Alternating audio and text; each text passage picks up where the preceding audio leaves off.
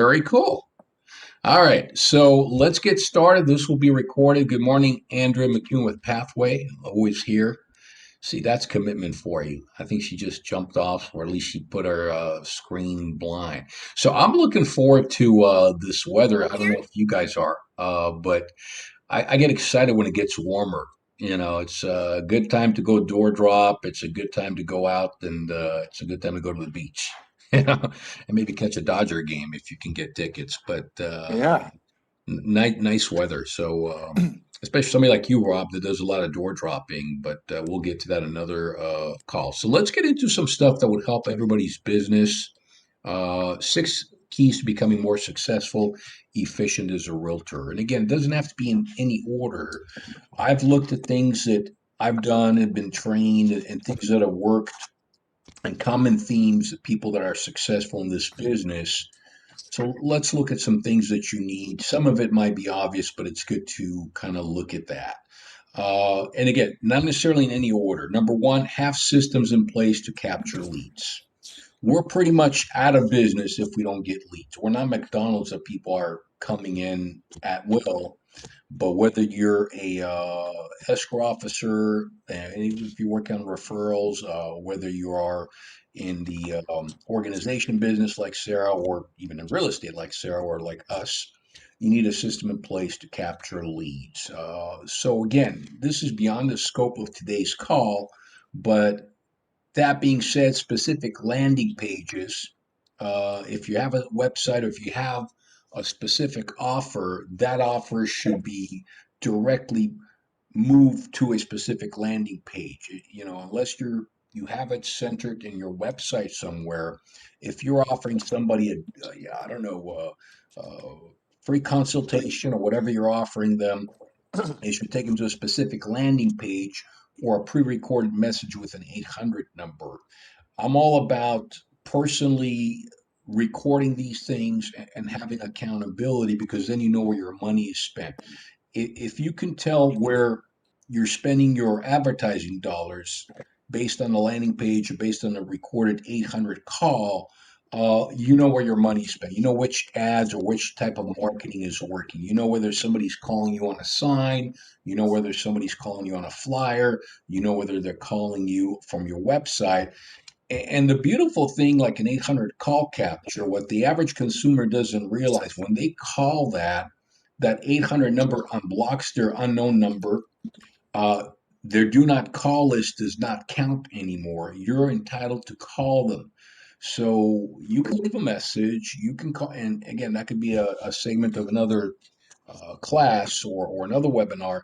But I'm a big proponent, if you want to have some control of your business, to have something like that. And all you do is, there's some really good companies out there. One of my favorite was AMS.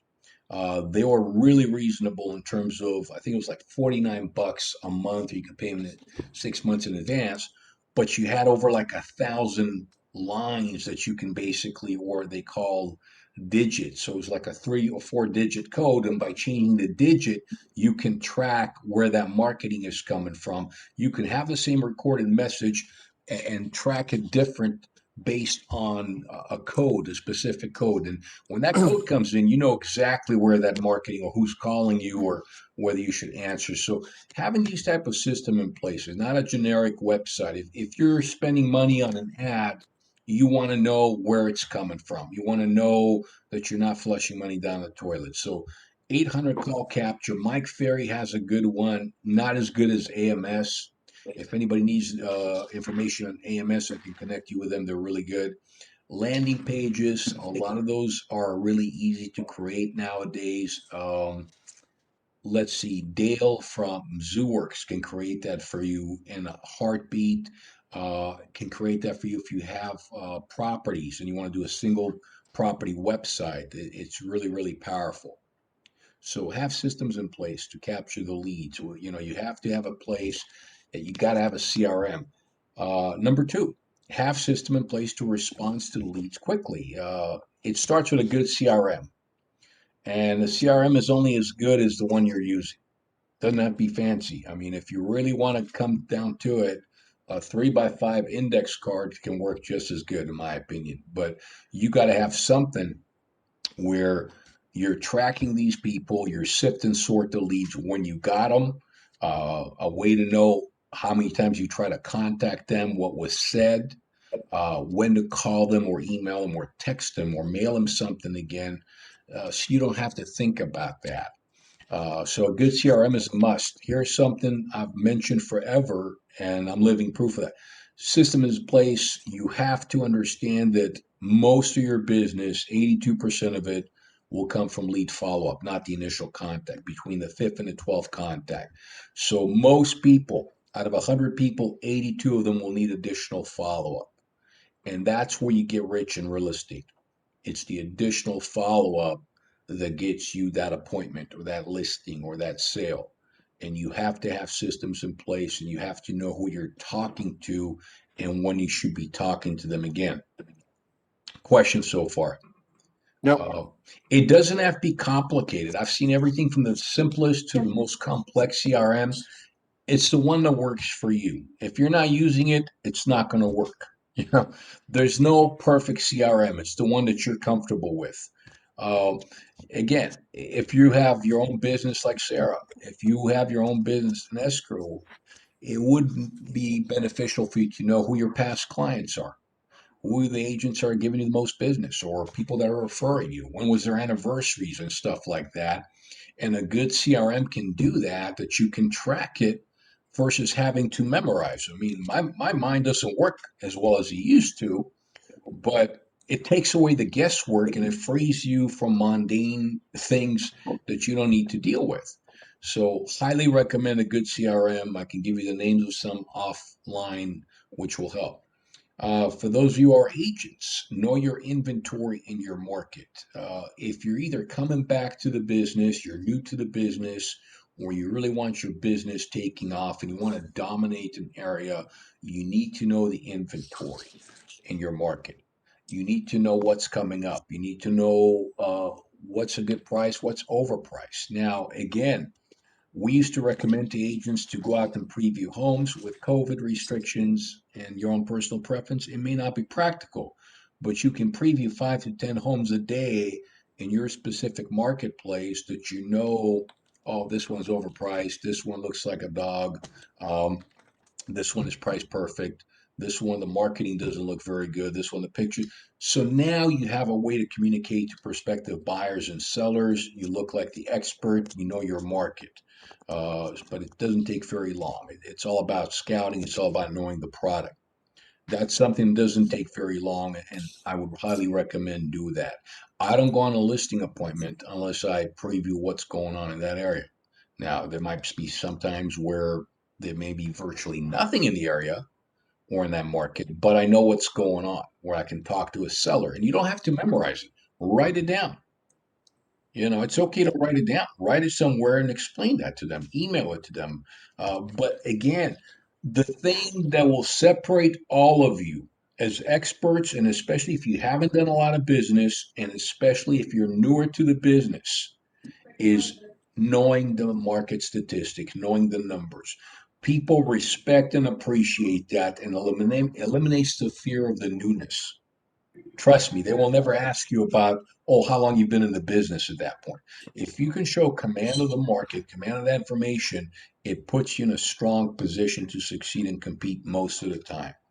Um, Here's another thing you need to know. Otherwise, people like myself or Neil Weichel, people like that will eat you up. Know your market statistics. How many current active listings? You should be able to tell that to people in your farm, Rob. How many properties are currently pending or in escrow in the last 30 days? Mm-hmm. How many properties sold in the last 30 days? What's the average days on the markets? What's the absorption rates? I'll get to absorption rate in a second. It's an important point. What's the average sale price point? Absorption rate, very few agents understand how to communicate that. Absorption rate, in a nutshell, tells you if, let's say, hypothetically, you have 200 homes in a specific market.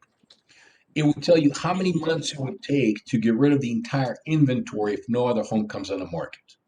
Now, in a normal market, we have a 6 months absorption rate. we're not a normal market. We don't even have like what a week worth of absorption rate, mm, So it's really beneficial for sellers, and that's why they can get their prices nowadays. And that's why you really got to let them know it's time to sell. But the absorption rate tells you that, Mr. Seller, if your property didn't come on the market, this is what you're competing with, and this is how long it would take to get rid of all these properties if nothing else came on the market. Or, Mr. Seller, here's the good news: put your property on the market today because you have no competition. I can't guarantee what's going to happen in a month or two, but right now you're king. Right now you can probably get your price, and they will. Andrea and I are doing deals where what we're selling things. I'm selling things 50,000, 60,000 above asking price, and people are removing contingencies. And I'm sure she's got other agents doing the same thing because there's really no absorption rate. The market begs right now for people to get more listings. But as the market changes, that verbiage will help you significantly. As the market starts tanking and things are sitting on the market, and you have a seller that's unrealistic, that term absorption rate is very important. How do you get this number? Okay, divide the number of active properties by the number of sold, the one that actually closed escrow in the last 30 days. That will give you the absorption rate. So you divide the number of active listings by the number of those that have sold in the last 30 days. If any of you pull anything, Santa Clarita, Blanca would agree to that, Palmdale, Lancaster, we don't even Yeah, have a week worth of absorption rate. I mean, no. things are flying. I mean, you got to get with it. So if you guys and gals want a paycheck, get a listing. The buyers will come. Hmm. You'll make Andrea very happy. You'll make title happy. You'll make me happy. You'll make yourself and your family happy and your clients because they can get their price at this point. They can Yes. sell the house. So that's an important point. So know your market statistics. You can put this on your social media. You can put this in your farm, ladies and gentlemen. This will make you look like a professional. When I used to door knock, I used to always have this with me. Always had this with me. Because people will ask you questions.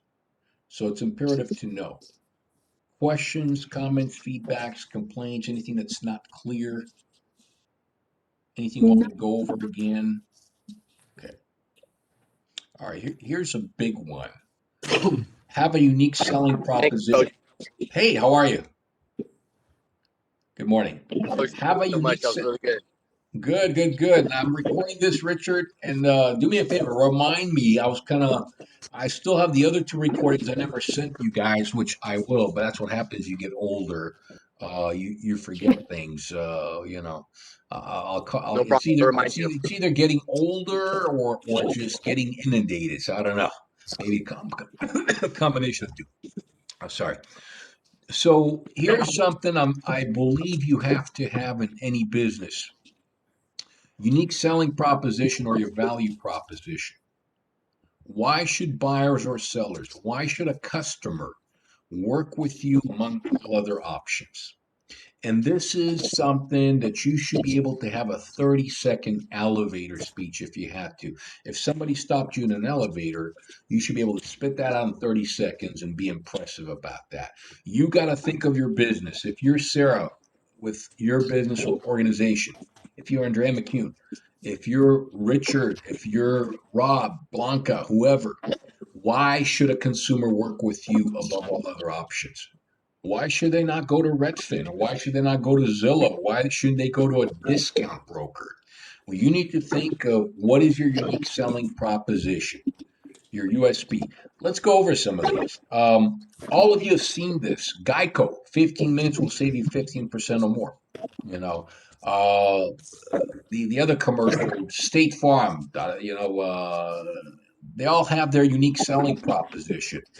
Point is, pick the when you're looking at a unique selling proposition, what is the biggest, boldest promise that you can make and keep without losing sleep at night? Because if you're not looking to follow up with it, then you're engaging in fraud. But if Hmm. this is something that you're comfortable, that you believe in, then you can use it. Now, how do you get these type of things? Your home sold in 30 days guaranteed, or I'll sell it for free. Well, uh, if your current average days on the market is less than 30 days, probably a good USP.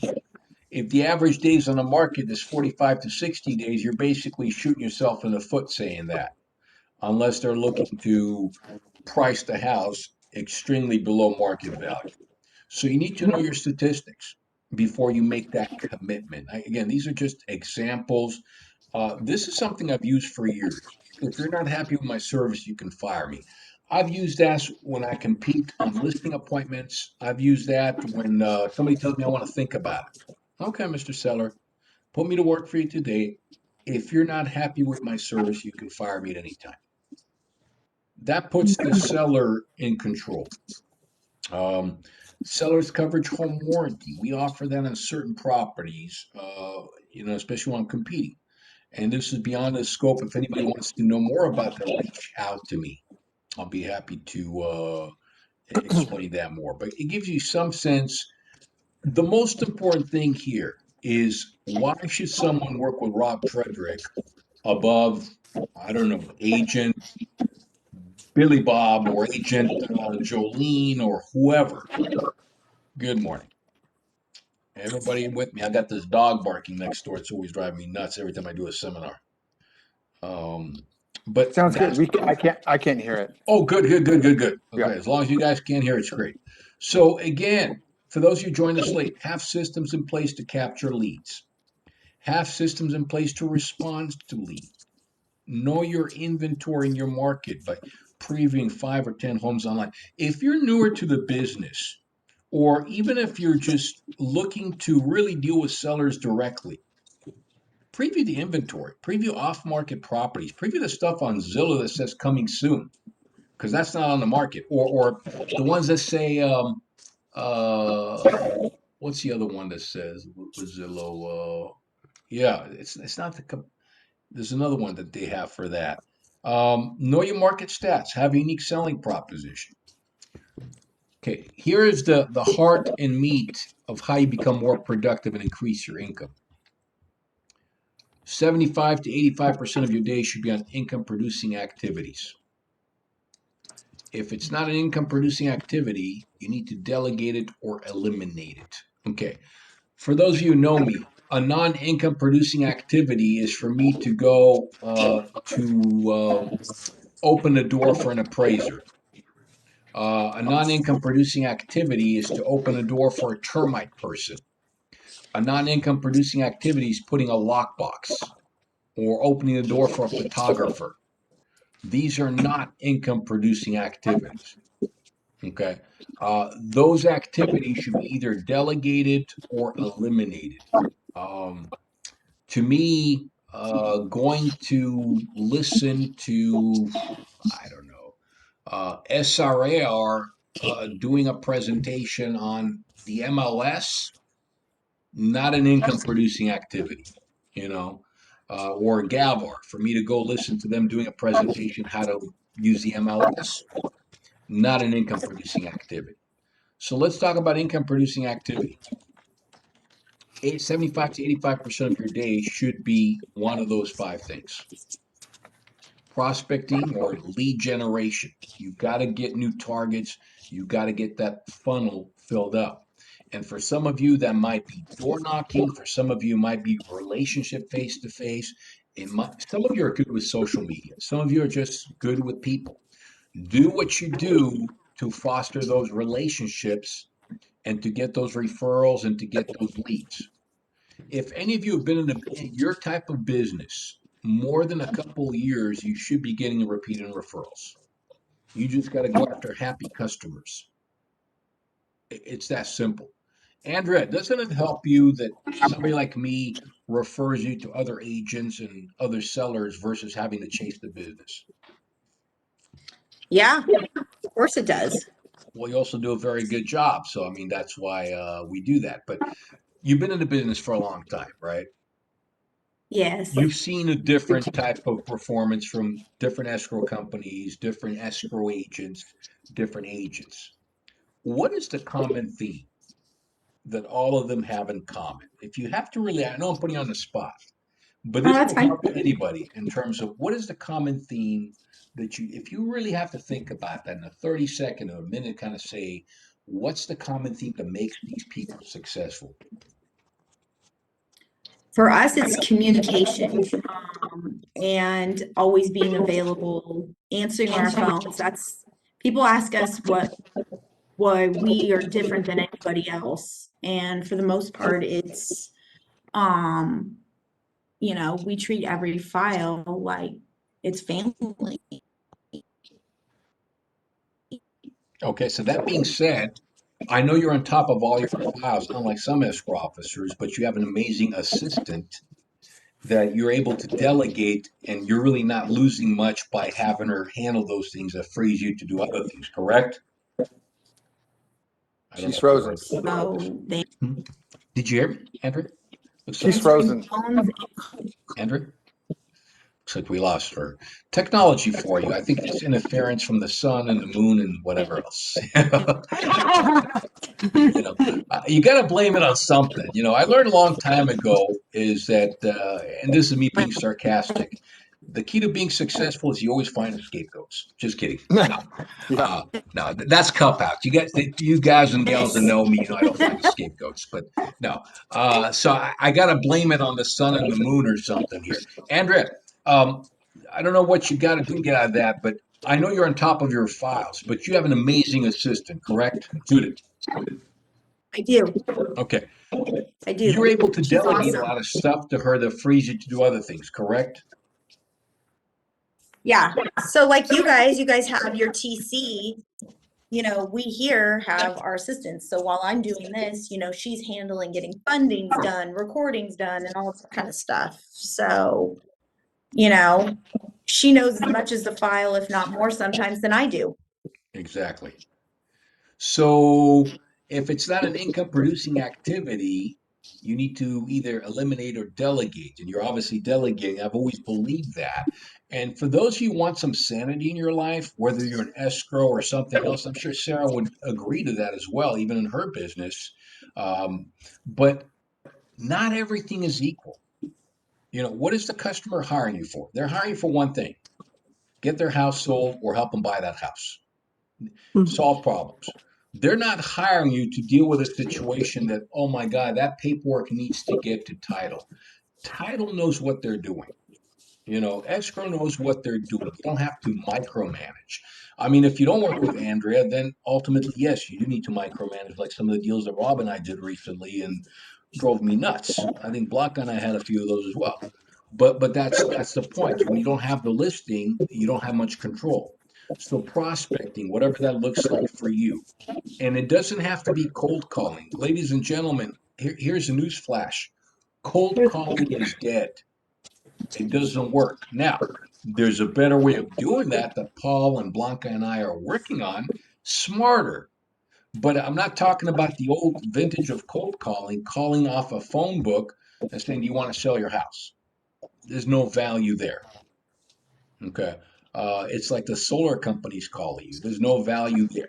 Um, by the way, I think the solar companies have destroyed our business because people are afraid to open their doors.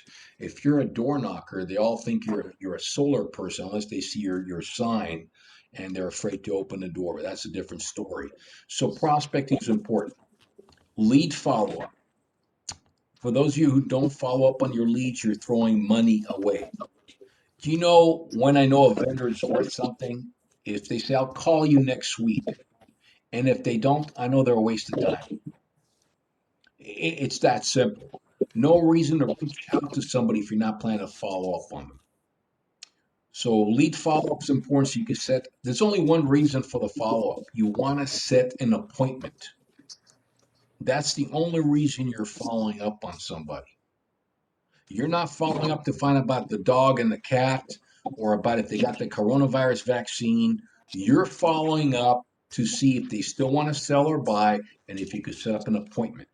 Or if they want to refinance, in your case, Andrea, or if they need somebody to help them with their move and they need a stager or somebody to help them with the clutter, set the appointment, whatever the case might be. Then these two things lead to that: presentations, meeting with qualified buyers and sellers. Ladies and gentlemen, if you don't have a lot of leads, anybody that's breathing is a buyer or a seller. That's simple. If Mm-hmm. you don't have a lot of leads, you're going to do presentation on people that can't do anything, and you'll be very frustrated. You want to do presentations to people that are able to buy or sell and are qualified. Okay. As you get busy, you'll do more of this presentations. Now, has anybody ever seen me go on a presentation other than the weekend before 1 o'clock in the afternoon or before 3 o'clock in the afternoon? Probably not. I don't do presentations early in the morning. Doesn't happen. Why? Because it's my lead generation, lead follow-up time. That's simple. I coach agents also at that time. So you need to be in control. The fourth income producing activity is negotiating contracts. What do I mean by that? Offers, counter offers, price reductions, requests for repairs, appraisal issues, some weird thing that pops up. Those are income producing activities. A price reduction is like getting a fresh new listing. So that is an income producing activity. Rob, Yeah. Bianca, when do I negotiate contracts typically? You two know me. When do you negotiate Hmm? contracts? Yeah. If you really have to think On, about it. oh, what? Oh, you, on the listing presentation. No, but when do I negotiate? What part of the day? After you prospecting time, you Bingo. keep in Yeah. prospecting time. Yeah. Yeah. I mean, I might send an email to Andrea or a text message to find out if there's issues, but typically some of those issues will still be an issue till the afternoon, or sometimes she sorts those out that I don't have to stress out. So I learned a long time ago, sometimes taking a step back and not reacting like a ping pong match is really important. That's why having a great escrow officer, that's why having a great team is important. But I negotiate them later in the afternoon or evenings where people are fresh. They're off of work. They can listen to you. And typically at that point, it's a very important thing. I mean, if somebody gives me a request for repairs, there is really no, you have to respond by this time, is there? Andrea, does anybody have to respond to a request for repairs? I don't even want to see a request for repairs, to be honest with you, in escrow. So I'll Um, answer that. and the reason why is because there's usually money involved. Yeah. So I'll answer that. For those of you who may or may not know, the seller does not have to respond for the request for repairs. You can write it for your buyer, but the seller doesn't have to respond at all. I mean, they can just ignore it. There's no time period on that. Clearly, you've got contingencies in terms of loan and funding and all that good stuff, but they don't have to answer that. Now, that being the case, if a buyer's coming with requests for repairs, I want you to give me a $5,000 credit or I'm walking. Um, and your seller is getting 20,000 above asking price. Would it be prudent to try to convince the seller that they should probably negotiate versus starting over? They're already making money. Mm-hmm. So negotiating is important, but don't forget one thing. Your duty is to your client, not the other side. You're not working for the other side. You need to treat the other side with respect, but your duty is to protect the client. So negotiating contracts become important. When I negotiate contract, I give my client undivided attention. I turn my cell phone off. I don't look at any emails or texts that are coming in, and I'm with that client. Whether it's virtually, on the phone, whatever the case might be, they're important. Their situation is important, and they need to understand that I'm behind them. I don't pressure them because it's emotional. They need to understand that sometimes you're leading them to the right direction and it's in their best interest, but you need to know when to back off and let them think about it too. And they need to understand that you care about them more than the actual transaction. So negotiating contracts is important. Yes. Yes, if anybody wants to annotate, that's fine. Here's the big one. This is the key to if anybody wants to jumpstart their business in a hurry. Practice, rehearse at least 30 minutes a day. If you really want to take your business to the next level, 60 minutes a day. If you want to be able, what I learned a long time ago that the quicker I was able to communicate professionally, respectfully, the more money I made versus hemming and hawing. You have to get in there, bang, bang, bang, bang, and go through. I had one time I took 4 listings in the same day. The only way you can do that is you have to be very structured. Now, I can tell you it's extremely draining. On my fourth one, I wasn't very effective, and it was probably one of my worst, but they still listed. That being said, is by practicing and rehearsing, and Rob and Blanca heard me say that if I called you at 2 o'clock in the morning, first of all, you shouldn't be answering the phone at 2 o'clock in the morning. But if I called you at 2 o'clock in the morning, you should be able to spit out, "Hey, Rob, I don't want to pay commission. Blanca, I only want a 30-day listing." You know, uh, why should I use you, Andrea? I can go to a $500 escrow company. You I get know what that you pay Sarah and I for. recently had, huh? You get what you pay for. Okay, you see, that's her response. Now, would you be able to do Say that what 2 I o'clock in the said. morning if I called you? Not that I'm going to call you, but hey, Andrea, why should somebody use you? Boom.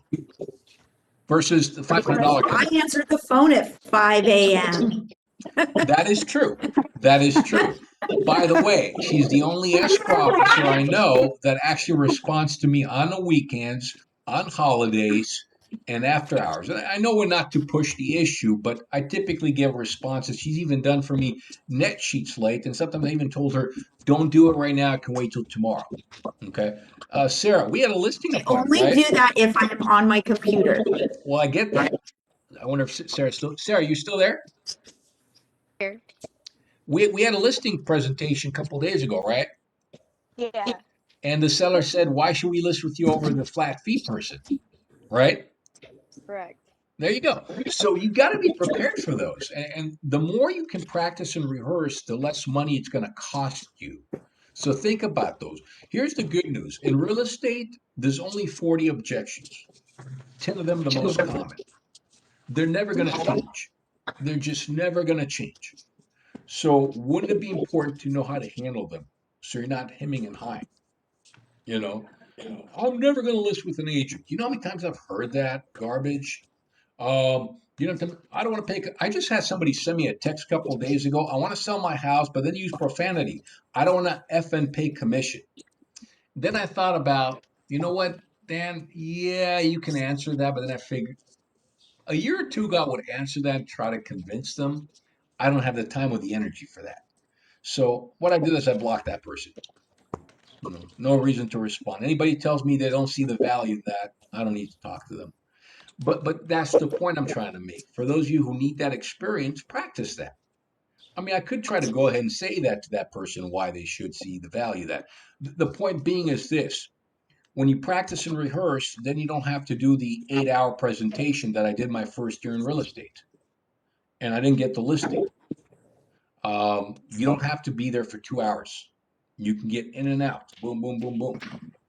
My best presentations were 45 minutes or less. Boom. 20 minutes or less for the most part. Boom. Blanca, you've done presentations with me, right? Yeah. Yes. On average, how long does it take? Be honest. And you can be critical. I'm a big boy. It's okay to tell the truth. Well, depends. Some people they bring more objections. You can be there 20 minutes, you can be 30 minutes, but after that people start getting bored. And they don't Bingo. even see the value. Bingo. They don't see Bingo. the value. Bingo. Blanca, you just hit probably the most important point of this session. People get bored. You need Yes. to keep everything you do, I don't care who you're meeting with, short and to the point. I learned that when I was a teacher, I learned that when I was a coach. Our attention span is limited. I think Rich can actually probably attest that I did a lot of stuff as a teacher with activities, coaching, different things that we used to do, not the same thing over and over again till they're totally drained. Our attention span is limited. If you rehearse, you can go in and out quickly. Put it this Yes. way. How bad could this be if you ask the seller, what is the outcome that you want to get today? And if the seller tells you, I want to make $100,000 and I want to sell in 30 days. Okay. If they have equity in this market, can you show them how to do that in about 5 minutes or less? Yes or no? Yeah. Okay. Yes. Is there a reason to be there for 30 or 40 minutes after that? No. There you go. So why not rehearse what we're going to do, have a plan, and you'll be in a better position. You'll Yes. feel better about your business, and you won't have to, hem and haw in terms of what's happening, and you're able to go boom, boom, boom, boom, in and out, and produce more. Questions, comments, feedback, complaints. No. Okay. So for those of you who came in late, I did record this. I can send you a copy of this. I will upload it to YouTube. I have some time today to do that, which is a good thing. We will start doing these seminars bi-weekly, so not next week, but the following week. I'm going to do a three-part presentation on listing presentation starting the following week, and elements you have to have and how to be prepared for that, and some of those elements, how to present to people in general, how to understand how to present. I don't care if you're Andrew McCune from Pathway Escrow. I don't care if you're Sarah. Sarah, what's the name of your company again? Guys, organize, simplify. Organize, simplify. I don't know why I went blank there. Okay. But you are a licensed agent who joined us, correct? Correct. So you have an advantage because you can push your organization with in staging and real estate. So you have a database that you can push. Again, somebody like Andrew McCune needs to reach out or have Judith reach out to anybody you've done business with or ones that have not done business with you for a while. All of you on this call need to be reaching out to anybody who's done business with you and just see how they're doing. I can send you scripts and dialogues if you want, but you got to make sure you show love to the people who have proven successful for you or people that gave you referrals versus chasing the cold leads. I don't spend any more time, but again, 16 years into the business, chasing the cold leads because I have a big enough database. But it took a long time to get to that point. It took what, 6, 8 hours a day of calling to get to that point. Yeah. Yeah. That being said, that being said, sometimes this is up on top of our head and we don't see it. And a lot of you have business or have people that will give you leads, but if it comes back, I don't know why this is doing that. So let me stop annotation. Not sure exactly how to do that. Yeah, it's creating some stuff. Let's see what I got to do here. Stop annotating. Yeah, that sounds like a plan. Good. It's not doing what it's. Okay, so coming back to this, if you reach out to these people, I guarantee you'll find some business. If anybody hasn't talked to somebody and you want a little script that you can send in a text message or an email, reach out to me and I'll send you that information. It works like a charm. You know, Yes. it's all about reaching out to people who know you, love you, and trust you. It's all about having systems in place. It's all about having a team in place. For those of you who haven't had a chance to use Shannon, Shannon is amazing. Some of you have had a chance to use other transaction coordinators, and you could tell the difference. Some of you have used probably other escrow officers, and you know the difference with that. But again, you get the team that you surround yourself with and the people you surround yourself, and it's all about this being efficient. What Yeah. what do I tell before I wrap it up? What do I tell some of you people and ladies and gentlemen? Do you have to know everything? No. No. No. How do you get what you need? No. Surrounding yourself by the right people. Bingo. Bingo. I have a great escrow officer. I got a great title person. I got a great lender. I got a person I can rely on staging, right? I got that. I got an amazing transaction coordinator. I got some terrific agents in this company that can help me if I need help. Uh, I've got a good handyman, thanks to Rob Frederick. This guy's amazing. If you guys need somebody like Cameron, amazing. So having people in place will make you more successful, more efficient. having somebody you can delegate, like a Judith or like a Shannon, or I think Blanca is delegating to Paul, who's on our team now, make you more successful. You need to be able to duplicate yourself. So I'll send these out to those of you who want a copy. I hope this was helpful. Andrew, any parting shots before we wrap up? Need what? Any parting shots or uh, parting wisdom from what you're seeing out there and what people need to be aware right now, crazy things or things that you're seeing that might help somebody right now that they're not aware of? Oh, I Anything? see everything right now. It's Yeah. just crazy all the way across the board. I don't even know where to start. Okay. Between the lenders, just vetting your lenders, making sure, it's communication, really. It's honestly 100% communication. The Yeah. more we know about the file, the better we can help you. Right now, I have probably 8 files sitting in my drawer that are waiting for seller's home of choice. I don't know how long Ugh. those are going to be sitting there. Wow. I'm just like, oh, this is a crazy market. Yeah, Well, So, so appraisers. what's your 10 seconds based on what you see in some of these things? What would you tell an agent that's needing a paycheck right now and struggling with some of those home of choice? What do you recommend? to be honest with you, I'm almost at the point where you just almost need to close the escrow you're at and kind of do a rent back for a little Bingo. bit. Bingo. Yeah. Yeah. I mean, because like I said, I don't know how long these are going to be sitting there. No one wants to take these contingent offers. Yeah. Yeah. Even Absolutely. if Oop, bad connection. they're Looks like doing bad 50, connect. 60,000 out, this is what I'm hearing across the board. Can you repeat that, Andrea? We don't hear We you. missed the last part. There's some bad connection there. Yeah. Looks like we're losing her there. Yeah. Andrea? All right. So it looks like we've lost Andrea. You can reach out to her directly. I will. That's so weird. I have full. Hmm.